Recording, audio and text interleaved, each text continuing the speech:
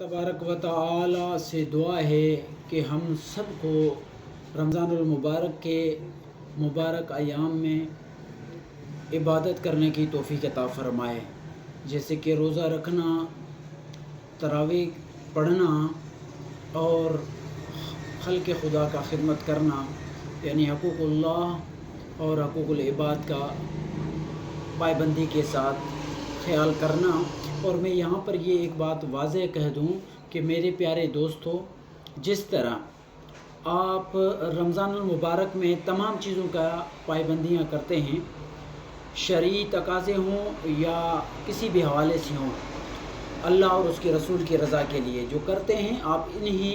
अमाल को, इन्हीं सिलसिलों को 12 महीना जारी व सारी रखें। जैसे कि रमज़ानुल मुबारक के रोज़े हम सब पर फ़र्ज़ हैं, इसी तरह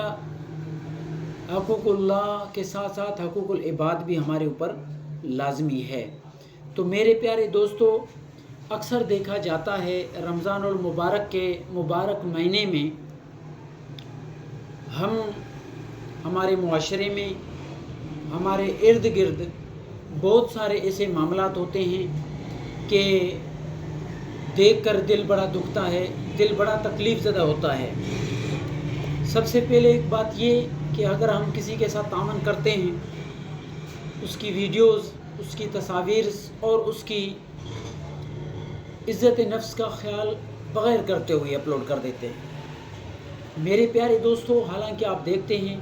मरकज़ अहले सुन्नत जामिया मस्जिद व मदरसा विलायतुल उलूम की तरफ से प्लेटफॉर्म से भी